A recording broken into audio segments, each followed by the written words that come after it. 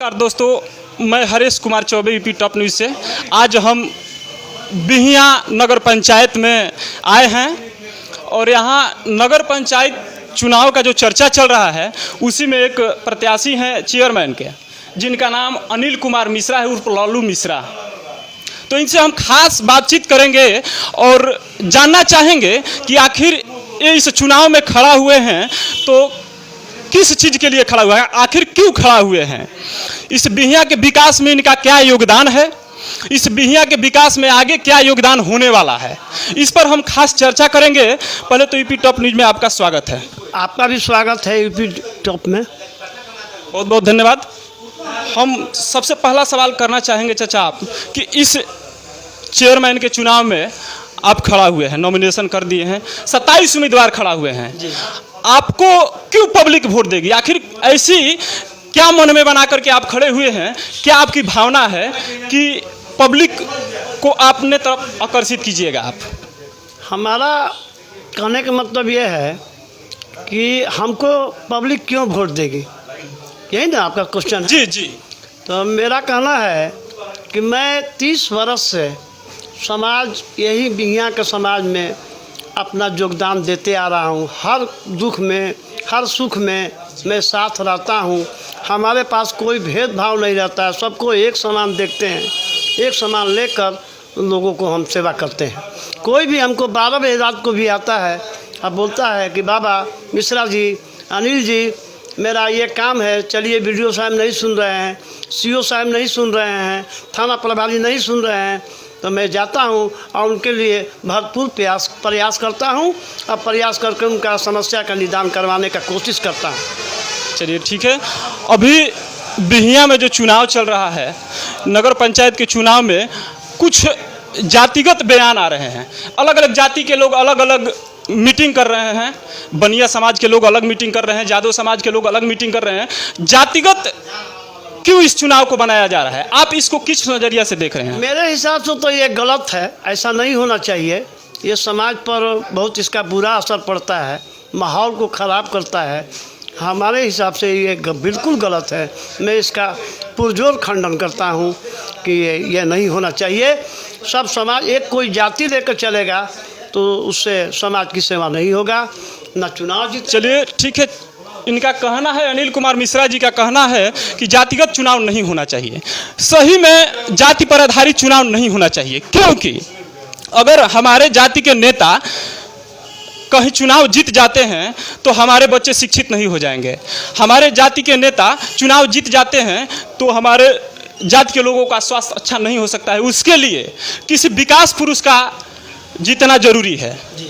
तो इस विकास का मुद्दा जो है बिहिया में क्यों नहीं बन रहा है, ईमानदार उम्मीदवार का मुद्दा क्यों नहीं बन रहा है, शिक्षा का मुद्दा क्यों नहीं बन रहा है, स्वास्थ्य का मुद्दा क्यों नहीं बन रहा है, इसका असली कारण क्या है? इसका असली कारण ये है कि पहले वार्ड पार्षद लोग पैसा लेकर चेयरमैन का चुनाव करते थे, जो कि इस साल से 2022 से डायरेक्ट चेयरमैन का चुनाव हो रहा है। ये जनता के हाथ में है, वे अपना सोच समझकर सही ढंग से चुनाव करेगी तो उसका ऐसी होगा। जितने लोग पैसा दे के खरीद कर चेयरमैन बनते हैं तो वो पहले जितना पैसा लगाते हैं 50 लाख 60 लाख, तो वो जाएंगे बैठेंगे तो पहले अपना पैसा निकालेंगे, उसका दोगुना निकालेंगे, तिगुना, तब आपके बारे में, हमारे बारे में या जनता के बारे में सोच। सही बात है। और इनका जो जीवन रहा है, इनका लगभग उम्र 60 साल हुआ होगा। 60 साल हुआ? हाँ, लगभग 60 साल उम्र हुआ होगा। 60 साल से बिना किसी हिचकिचाहट के, बिना किसी जाति का चर्चा करते हुए, बिना किसी धर्म का चर्चा करते हुए लगातार समाज का सेवा कर रहे हैं। यानी समाज में ही अपना जीवन आपने न्यौछावर कर दिया। आखिर इस समाज में जीवन न्यौछावर करने की प्रेरणा आखिर आपके मन में कहाँ से जज्बा, कहाँ से जुनून आया था? हमारे से तो मानते हैं, मैं स्वर्गीय लालमुनि चौबे जी को, जो कि यहाँ का सांसद रहे हैं, उन्हीं से प्रेरणा मिली थी आपको। चलिए ठीक है। यहाँ बिहिया के जितने भी रोड हैं, सारा रोड नाला से डूबे हुए हैं जी। करीब करीब हमको नहीं लग रहा है कि किसी वार्ड में ऐसा रोड हो जिस पर नाला का पानी न चढ़ता हो जी। तो इसके लिए यहाँ के कौन लोग दोषी हैं? यहाँ का नगर पंचायत दोषी है। नगर पंचायत के जितने लोग प्रतिनिधि हैं जीत कर गए हैं, इसके बारे में सोचबे नहीं करते हैं, न कोई ध्यान देते हैं। वो अपना खाली अपना पैसा का फेरा में रहते हैं। चलिए, यहाँ जो 27 उम्मीदवार हैं, करीब करीब 27 लोग होने के बावजूद इस 27 उम्मीदवारों में हमको नहीं लगता है कि कोई ऐसा उम्मीदवार हो जो कि इस बिहियां में शिक्षा, स्वास्थ्य, शौचालय, पुस्तकालय के लिए कहीं भी लिखित रूप से आवेदन दिया हो। जी। यहाँ जो बिहियां मथिन माता का जो रोड है, हमको लगता है सबसे दयनीय स्थिति है। लेकिन सभी नेता, जबकि वो बीडीओ साहब की अध्यक्षता में उसका देख रेख होता है, सभी नेता अपना नॉमिनेशन हो या जीतने के बाद हो मथिन माता का दर्शन करने जाते हैं। तब भी मथिन माता के यहाँ जाने के लिए जो रास्ता है बिल्कुल अच्छा नहीं है। अच्छा नहीं। तो इस पर आपका क्या राय है? इस पर राय है कि हम लोग शर्म से झुक जाते हैं। जो श्रद्धालु जो बाहर से आते हैं और जब उस रोड में घुसते हैं, मथिन माँ को घर से स्नान करके पूजा करने के लिए आते हैं, और जब वो नाला का पानी में ठेवना भर पानी में घुस कर लोग जा रहे हैं तो बहुत ही शर्म लगता है। शर्म देख रहे हैं, अपना जान का भी खतरे में डालते हैं। रेलवे लाइन पकड़ कर जाना पड़ता है, तब जाके माता मंदिर के दर्शन होता है। बताइए, लोग विकास की दुहाई दे रहे हैं। यहाँ के जो भी चेयरमैन है पहले से या वार्ड पार्षद जो भी है, विकास का दुहाई दे रहे हैं। उनसे हम पूछना चाहते हैं कि आखिर मथिन माता का जो सनातनी लोगों का मंदिर है, वो मंदिर में जाने का रास्ता नहीं है। इस बिहियां में मंदिर में जाने का रास्ता नहीं है, तो फिर अब क्या विकास कहा जाएगा? क्या कहना चाहते हैं? एकदम कोई विकास नहीं है। आप कुछ कहना चाहते थे? हाँ, एक बात और है कि जैसे कि माता मंदिर, मथिन बाई के मंदिर में जाने के लिए उस रोड के लिए करोड़ों करोड़ का निकासी हुआ, लेकिन आज तक उसका निदान नहीं हुआ, खाली कागज पर होता है। मतलब उस रोड का निकासी होता है लेकिन घोटालाबाजी हो जाता है। घोटालाबाजी, सब घोटालाबाजी में लिप्त है लोग, सारी दुनिया। चलिए ठीक है, हम यहाँ के बिहियां नगर के जनता से अपील करना चाहेंगे कि प्रत्याशी को चुने तो उसके इतिहास को देखकर चुने कि आखिर वो पहले क्या किया है। हाँ। इसलिए कि जिस का इतिहास अच्छा है, इतिहास से ही वर्तमान तय होता है और वर्तमान से ही भविष्य का निर्माण होता है। तो हमारे कहने का मतलब है कि जिनका भी इतिहास अच्छा रहा हो, विकास का रहा हो, काम करने का रहा हो, सभी जाति धर्म से मिलकर रहने को रहा हो, उन्हीं को अपना बहुमूल्य मत दे और बिहियां को सुंदर बनाने के लिए उन्हीं को जिताए। ठीक, आखिर ये जो बिहियां नगर है विकास के लिए कब तक तरसता रहेगा? अब यदि हमारे जैसे आदमी जब उस कुर्सी पर पहुंचते हैं तो बिना भेदभाव, बिना भ्रष्टाचार के, एकदम मतलब भ्रष्टाचार मुक्त होगा, मतलब भेदभाव मुक्त होगा, एकदम सही ढंग से कार्य होगा, जो फंड आएगा। और एक बात और बता देते हैं कि हमारे पास वो भी क्षमता है कि हमारे राज्यसभा का सांसद या मान लीजिए MP, उन लोगों से उनके भी फंड लेकर के आप काम कराने, विकास करवा सकते हैं।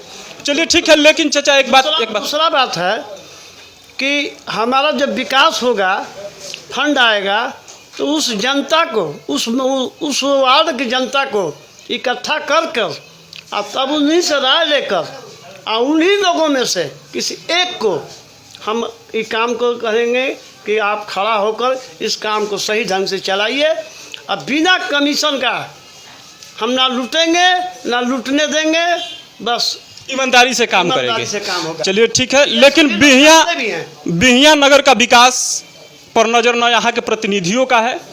यहाँ 27 चेयरमैन हैं, जो कि 27 चेयरमैन चुनाव लड़ने के लिए अपना पर्चा भरे हुए हैं। अगर सब लोग एक एक काम किए होते तो हमको लगता है कि बिहियां स्वर्ग बन गया होता। लेकिन चुनाव के लोग काफ़ी ज़्यादा नेता हो जाते हैं और काम के लिए कोई नहीं है। यहाँ लोग जाति धर्म को लेकर के वोटिंग करते हैं। तो हम दर्शकों से बताना चाहेंगे कि जाति के आधार पर अगर वोटिंग कीजिएगा तो फिर विकास नहीं हो पाएगा। बहुत लोग ऐसे भी हैं कि उनसे पूछिए कि वो बोल रहे हैं कि हम चेयरमैन के चुनाव लड़ रहे हैं।